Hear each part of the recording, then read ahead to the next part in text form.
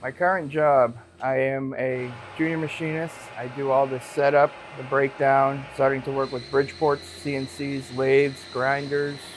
My name is Nick. I am an apprentice here at the American Shoe, and I am a junior machinist apprentice. There's been a few people that have guided me through the process. I'm under an apprenticeship with an amazing machinist. He's done it for 40 plus years. He's taught me everything I know and more. I just really enjoy everything that's been working out with this apprenticeship.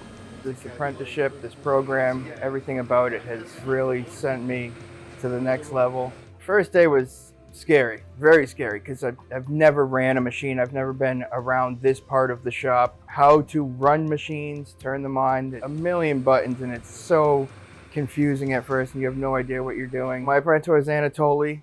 He is an amazing man. At first I figured an older gentleman probably wouldn't want to teach someone that knew nothing. He just took it on and it's been quite amazing. And now I can navigate my way through most of it. Still a lot I have to learn. It's amazing. I love what I do.